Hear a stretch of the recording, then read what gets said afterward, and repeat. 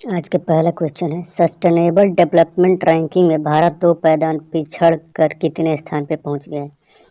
तो sustainable development ranking में भारत 2 पायदान फिसल कर 117 नंबर पे पहुंच गया है। कितने नंबर पे? 117 नंबर पे। तो आंसर ए सही है। कौन सही है? Answer A. Sustainable development ranking में भारत 2 पायदान पिछड़ गया है। एक नई रिपोर्ट में कहा गया है कि 2015 में संयुक्त राष्ट्र के 193 सदस्य देशों के द्वारा 2030 के एजेंडे के एक हिस्से के रूप में अपनाए गए 17 सतत विकास लक्ष्य 70 सस्टेनेबल डेवलपमेंट गोल में भारत का रैंक पिछले साल के मुकाबले 2 स्थान फिसल कर 117 पे पहुंच गया है। इसका मतलब कि इसके पहले भारत का रैंक कितना था? 115 पे था। 115 पोजीशन पे था, जो अब फिसल के कितना आ गया? 117 पे आ गया। सस्टेनेबल डेवलपमेंट रैंकिंग में भारत का जो नया रिपोर्ट रैंकिंग जो कितने नंबर पे आ गया है? 117 नंबर। इसके पहले कितने पर था? 115 नंबर पे था। तो अगला क्वेश्चन देखते हैं।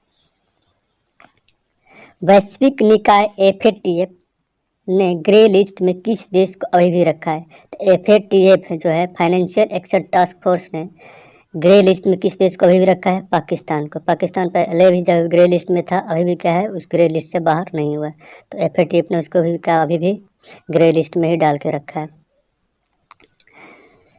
धन शोधन मनी लॉन्ड्रिंग और आतंकवाद के वित्त पोषक फाइनेंशियल टेररिज्म के खिलाफ वैश्विक निकाय FATF ने ग्रे लिस्ट में शामिल रहने की स्थिति का संकेत देते हुए गुरुवार को कहा कि पाकिस्तान बढ़ी हुई निगरानी सूची में बना रहेगा, क्योंकि उसके द्वारा आतंकवाद का वित्त पोषण रोकने में गंभीर खामियां हैं और देश में इससे निपटने के लिए प्रभावी व्यवस्था की कमी है। पेरिस स्थित वित्तीय कार्रवाई बल FATF financial action task force के अध्यक्ष मार्क्स प्लेयर ने इसकी बैठक के बाद कहा कि पाकिस्तान को दी गई समय सीमा पहले ही समाप्त हो चुकी है।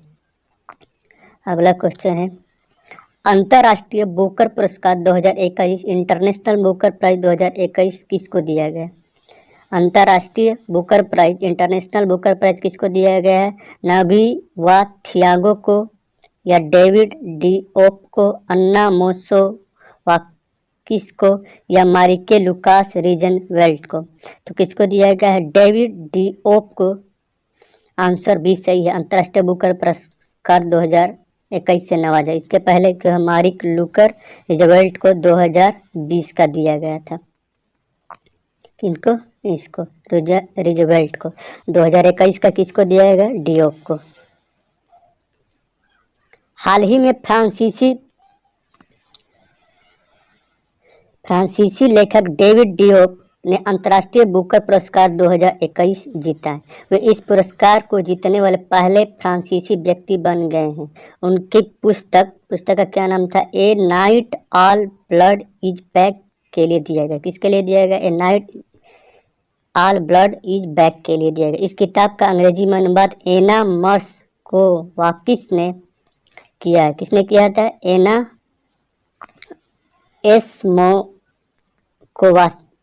कोवाकिस ने किया था। अंतर्राष्ट्रीय बुकर पुरस्कार को पहले मैन बुकर अंतर्राष्ट्रीय पुरस्कार कहा जाता था। इसका पुराना नाम क्या था? मैन बुकर अंतर्राष्ट्रीय पुरस्कार।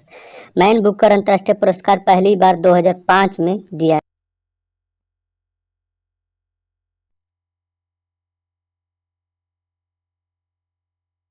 2019 के बाद इसका नाम बदल के क्या कर दिया गया? अंतर्राष्ट्रीय बुकर पुरस्कार कर दिया गया। अगला क्वेश्चन है, अमेरिका के प्रमुख एयरलाइंस ने वर्ष 2029 में 15 नए सुपरसोनिक एयरक्राफ्ट खरीदने की घोषणा की है। तो ये कौन सी कंपनी है? एयरबस ने, सैफ्रॉन ने, बोइंग ने, यूनाइटेड ने। तो 2029 तक 15 नए सुपरसोनिक एयरक्राफ्ट खरीदने की घोषणा किसने की है? यूनाइटेड ने।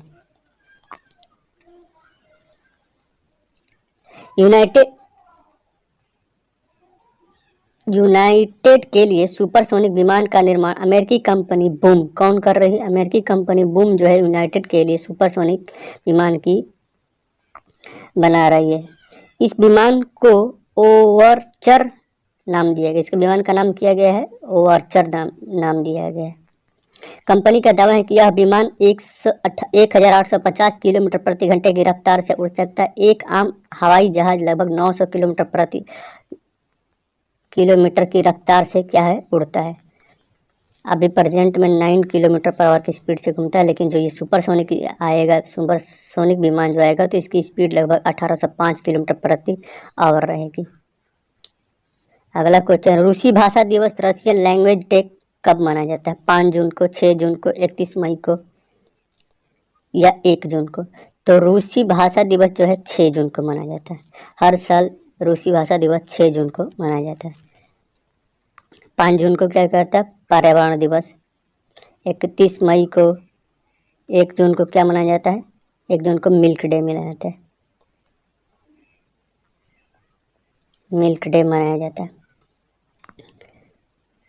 संयुक्त राष्ट्र हर साल 6 जून को रूसी भाषा दिवस रशियन लैंग्वेज डे मनाता है। यह यूनेस्को के द्वारा 2010 में स्थापित किया गया। इसकी शुरुआत कब की गई थी? यूनेस्को के द्वारा 2010 में।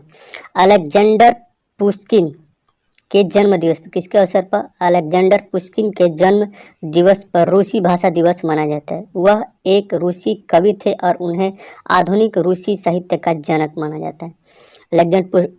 अलेक्जेंडर पुश्किन को आधुनिक रूसी साहित्य का जनक माना जाता है। उनके याद में क्या होता है? 6 जून को हर साल रशियन लैंग्वेज डे मनाया जाता है।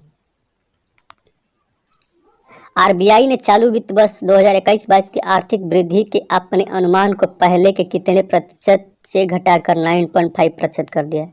तो आरबीआई ने भारत का जो जीडीपी ग्रोथ रेट है उसको 10.5 से घटाकर 9.5 कर दिया है। इसका मतलब कि आंसर ए सही है। भारतीय रिजर्व बैंक भारत का केंद्रीय बैंक है।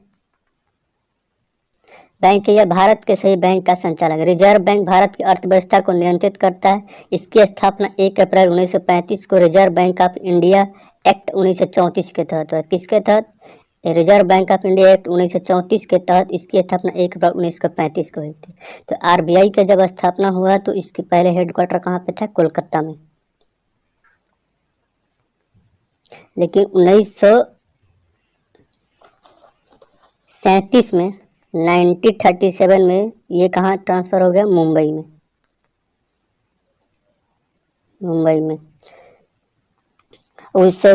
अभी जो है उस समय के गवर्नर कौन थे? Osborne Smith. उस समय जो गवर्नर थे आरबीआई के पहले गवर्नर कौन थे? Osborne Smith. और प्रेजेंट टाइम में कौन सा है? शक्तिकांत दास। शक्तिकांत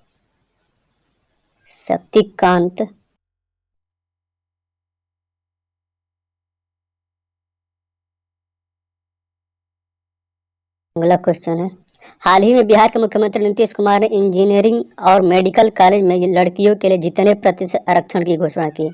तो बिहार के मुख्यमंत्री नीतीश कुमार ने लड़कियों के लिए कितने प्रतिशत आरक्षण की घोषणा की है? 33%, 25%, 10%, 21%। तो 33% आरक्षण की घोषणा की है बिहार गवर्नमेंट ने लड़कियों के लिए इंजीनियरिंग कॉलेज में और मेडिकल कॉलेजों में। केंद्रीय मंत्रिमंडल ने हाल ही में, पहले थोड़ा बिहार के बारे में देख लेते हैं। यहाँ पे बिहार की राजधानी क्या है? पटना।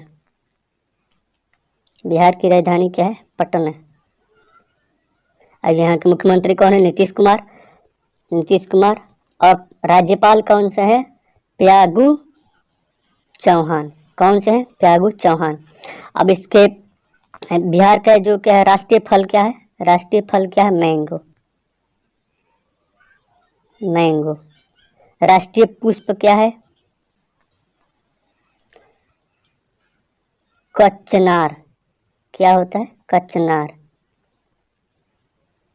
और राष्ट्रीय पेड़ क्या है? ट्री। पीपल का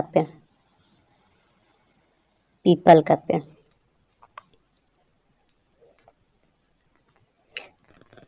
केंद्रीय मंत्रिमंडल ने हाल ही में भारत और जिस देश के बीच सतत शहरी विकास के क्षेत्र में सहयोग समझौते को मंजूरी दी है? तो किसके साथ सतत शहरी विकास के क्षेत्र में सहयोग को मंजूरी दी है? जापान के साथ, अमेरिका के साथ, रसिया के साथ, जापान के साथ। तो ये मंजूरी दिया है जापान के साथ। आंसर ए सही है। प्रधानमंत्री नरेंद्र मोदी की अध्यक्षता में केंद्रीय मंत्रिमंडल ने सतत शहरी विकास के लिए भारत के आवास और शहरी कार्य मंत्रालय तथा जापान के ministry of land infrastructure transport and tourism मंत्रालय के बीच सहयोग समझौते पर हस्ताक्षर किए जाने की मंजूरी दे दी है, जो शहरी विकास के हवाले से 2007 के समझौते ज्ञापन की जगह लेगा। अब इसमें जापान के बारे में जानते हैं। जापान की राजधानी क्या है? टोक्यो। जापान की राजधानी टोक्यो। इसके संसद का नाम क्या है? डायट। इसकी मुद्रा क्या है? येन, जापानी येन। इसका पीएम कौन से है भाई? यासिद सुगा। कौन से है? यासिदी सुगा इसके अभी प्राइम मिनिस्टर है। और जापान में एक बार हिस्ट्री है इसका, जापान पे सबसे पहला परमाणु बम जो है अटैक हुआ था जापान पे। कौन पहला जो है? हिरोशिमा और नागासाकी जो 2 जगह है वहाँ पे, हिरोशिमा और नागासाकी में 2 परमाणु बम अटैक हुए थे। तो जो पहला जो अटैक हुआ था 6 अगस्त 1945 को, 6 अगस्त 1945 को, और जो नागासाकी में हुआ था वो 9 अगस्त 1945 को हुआ था। तो जो 6 अगस्त 1945 को जो हिरोशिमा पर अटैक हुआ था उस बम का नाम क्या था? Little boy. और जो 9 अगस्त 1945 को जो हुआ था उसका नाम क्या था? फैटम था।